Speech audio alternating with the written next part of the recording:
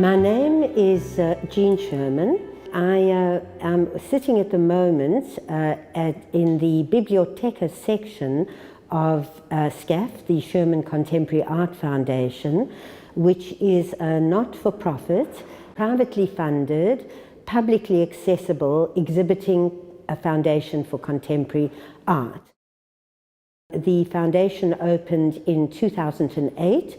Prior to that, for 21 years, this same space was a commercial gallery, a private gallery for art. Occasionally I showed jewelry.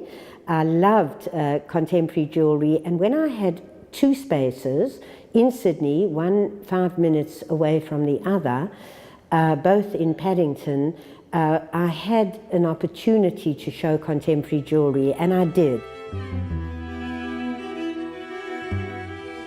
I've always tried to track down galleries or spaces where contemporary jewelry was being shown. Sometimes the contexts were galleries that really focused on contemporary art, but occasionally had jewelry exhibitions. Sometimes there was galleries specifically dedicated to contemporary jewelry exhibitions. So my collection is not, it has no geographic focus at all.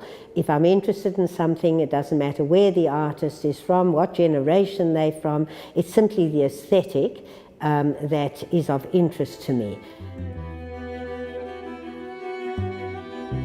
In my case, I've collected across three areas. One is art, and I'm a second generation art collector. My father collected art and he collected Persian carpets. I then started in '85, so they all started simultaneously collecting fashion, and I focused on three Japanese designers exclusively. At the beginning it wasn't a collection, I just saw these clothes as clothes that interested me, but once I went to Japan for the first time in '87, and I became aware of who these three people were, Issey Miyake, Yohji Yamamoto, and Rei Kawakubo of Comme des Garçons. I suddenly saw it as a collection as opposed to wearable clothes. And I developed a collecting strategy. And then simultaneously with this, because I don't think it would have been possible to collect and wear those clothes without having the kind of contemporary jewelry that somehow meshed with that aesthetic, I started collecting contemporary jewelry, and I established a framework for that. Tone Wichland is the most important jewelry artist that I have ever come across. I'm sure there are others and many views on this, but I consider her to be the Picasso of contemporary jewelry.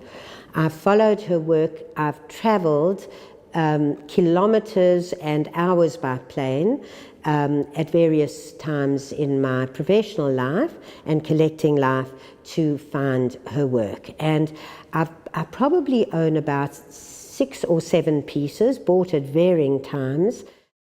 This is my favorite piece. I travel with it. It's my signature piece. The people at the Venice Biennale, where I've gone for 28 years, 14 biennales, recognize me from this piece because it's easy to wear, it's easy to put on and take off. It's always looked at the security points, checking points in the airports. Most of the security people worldwide have tried it on at one point or another. I've gone into long descriptions about Tone Wichland to the most peculiar people along the way. I like bold pieces, I like bold shapes, I like bold forms, I like the shapes and the forms that are sculptural to be visible and high focus.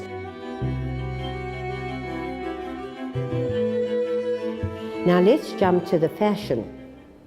If what you are doing is wearing clothes that actually reflect something of who you are or who you aspire to be, then, and you move that aesthetic onto your jewelry, then I think you are living in some ways both a decorated life and a curated life, so that your life is fully authentic, and that is what I aspire to do. So choosing Lucia's bracelet is for me not about choosing a piece of jewelry. It's not even about Lucia. It's about finding a piece that fits into both my decorated life and my curated life.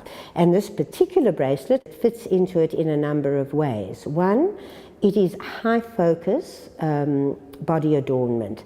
I don't like work, whether they are fashion pieces or jewelry pieces, that are made up of bibs and bobs, that then have a conversation with one another. You know how people like often the charm bracelet kind of aesthetic, or they find different objects that may be found objects or constructed objects, and that are placed together by the jewelry artist as one. I don't like that.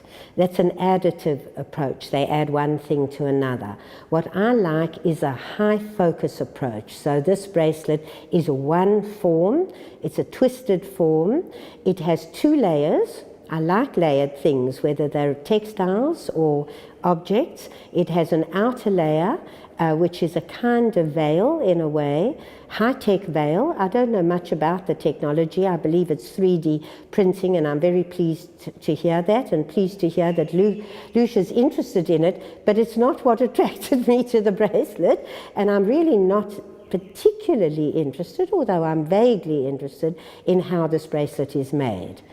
So it's the overall focus, it's the aesthetic. I use black. I'm more interested in form than color. I wear silver, so it's a combination of both. It's a high focus form.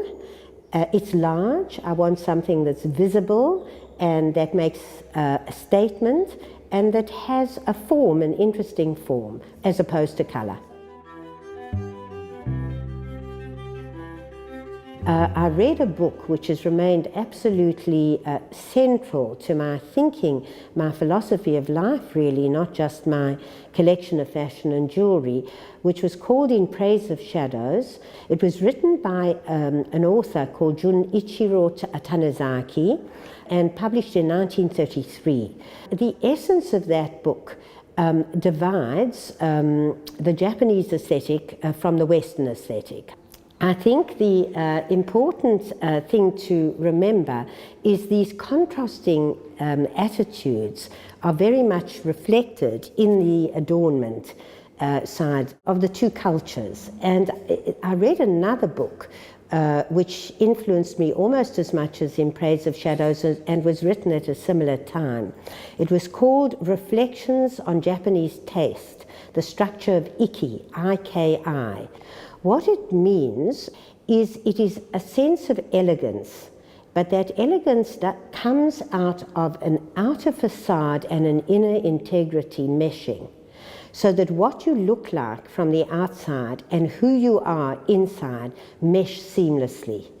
And if you have that meshing, in other words, your outer facade is not your glamour mask, but whatever you present on the outside meshes authentically and seamlessly with whoever you are as a person inside, you will have an elegance that is unparalleled. Nobody can take it away from you in whatever context you find yourself.